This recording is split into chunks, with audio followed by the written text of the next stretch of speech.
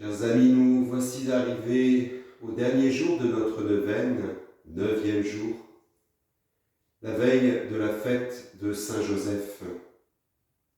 Merci d'avoir suivi cette neuvaine, que Saint Joseph intercède auprès du Père et qu'il dépose toutes vos intentions, toutes les intentions que vous avez au plus profond de votre cœur, les intentions qui ont été confiées et qui se trouvent dans cette corbeille. Toutes ces intentions seront mises dans la colonne sur laquelle va être posée la statue, la nouvelle statue de Saint Joseph, la statue de la maison Saint-Joseph de Quin. Vous êtes invités demain, solennité de Saint Joseph, à la messe à 16h en l'église de Quinville, si vous le pouvez, et puis à la fin de cette messe, à la bénédiction de la maison d'hôte Saint-Joseph, bénédiction lors de laquelle nous déposerons la statue de Saint Joseph et où nous prierons particulièrement Saint Joseph, à la fois pour nos intentions, mais aussi pour le monde qui est le nôtre, pour tous nos frères et sœurs en humanité. Les intentions de notre neuvaine.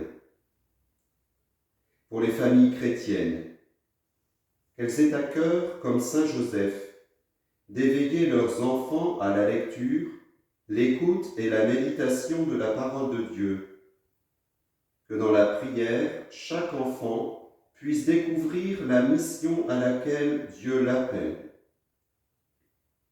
Pour les familles éprouvées, particulièrement celles qui souffrent de la précarité, pour toutes les personnes qui recherchent un emploi ou qui risquent de perdre leur emploi.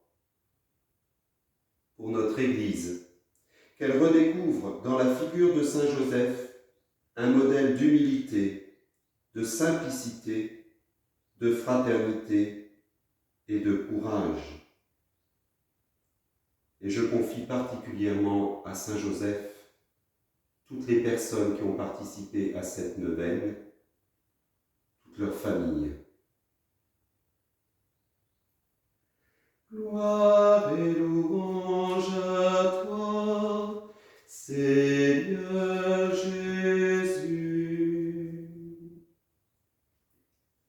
De la première lettre de Saint Jean. Ce qui était depuis le commencement, ce que nous avons entendu, ce que nous avons vu de nos yeux, ce que nous avons contemplé et que nos mains ont touché du Verbe de vie, nous vous l'annonçons. Oui, la vie s'est manifestée, nous l'avons vue et nous rendons témoignage. Nous vous annonçons la vie éternelle qui était auprès du Père et qui s'est manifestée à nous. Ce que nous avons vu et entendu, nous vous l'annonçons à vous aussi, pour que vous aussi, vous soyez en communion avec nous.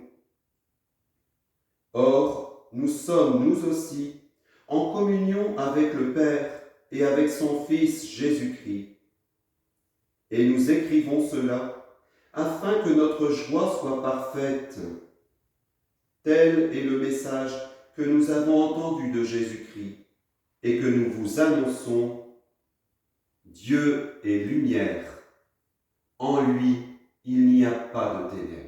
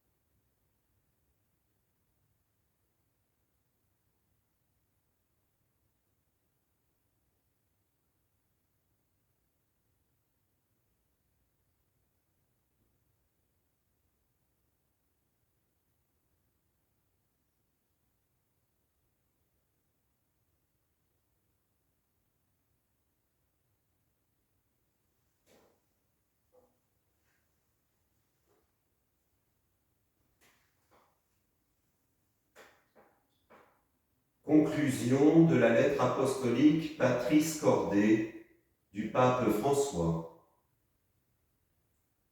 Lève-toi, prends avec toi l'enfant et sa mère, dit Dieu à Saint Joseph.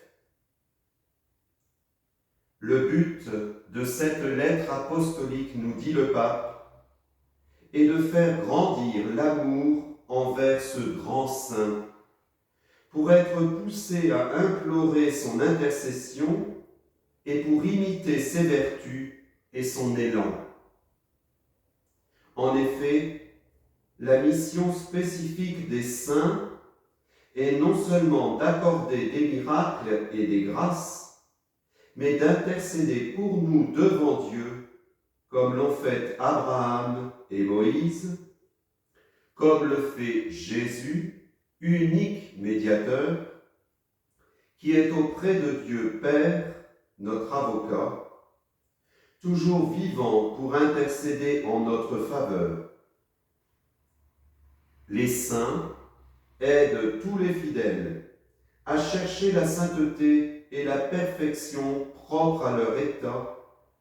Leur vie est une preuve concrète qu'il est possible de vivre de l'Évangile. Jésus a dit : « Mettez-vous à mon école, car je suis doux et humble de cœur. » Et eux, les saints, sont à leur tour des exemples de vie à imiter. Saint Paul a explicitement exhorté : « Montrez-vous mes imitateurs. » Saint Joseph le dit à travers son silence éloquent.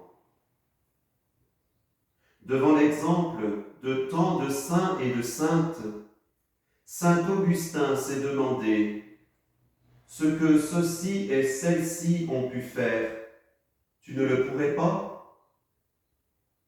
Et il a ainsi obtenu la conversion définitive en s'exclamant : bien tard, je t'ai aimé, ô beauté si ancienne et si nouvelle. Il ne reste qu'à implorer de Saint Joseph la grâce des grâces, notre conversion.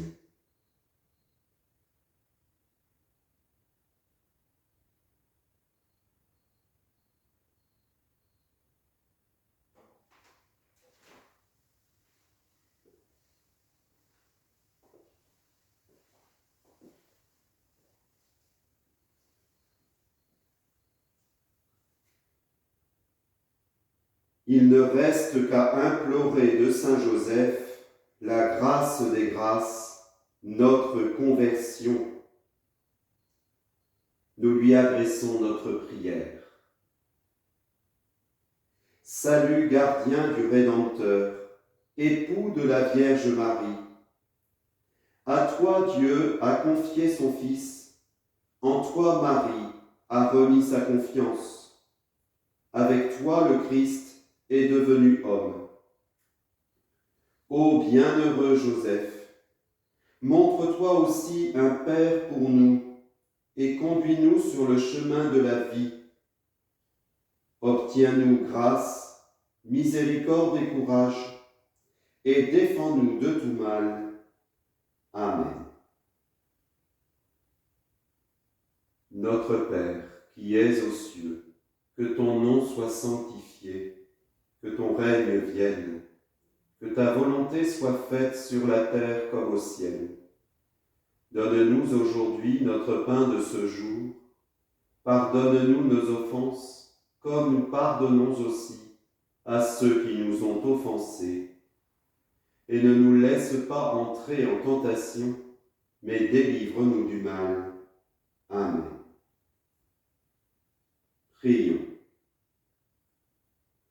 Dieu Tout-Puissant, à l'aube des temps nouveaux, tu as confié à Saint Joseph la garde des mystères du salut. Accorde maintenant à ton Église, toujours soutenue par sa prière, de veiller à leur achèvement. Par Jésus ton Fils notre Seigneur, toujours vivants pour les siècles des siècles. Amen. Bénissons le Seigneur, nous rendons grâce à Dieu. Je vous salue, Saint Joseph, vous que la grâce divine a comblé. Le Sauveur a reposé dans vos bras et grandi sous vos yeux. Vous êtes bénie entre tous les hommes, et Jésus, l'enfant divin de votre virginale épouse, est béni. Saint Joseph, donné pour Père au Fils de Dieu, priez pour nous, dans nos soucis de famille, de santé, de travail, jusqu'à nos derniers jours. Et daignez nous secourir à l'heure de notre mort. Amen.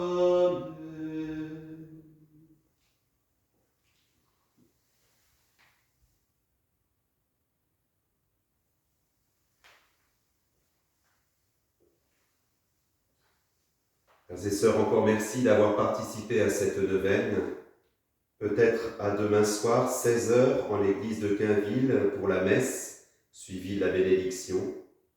Sinon, je vous souhaite par avance une belle fête de Saint Joseph.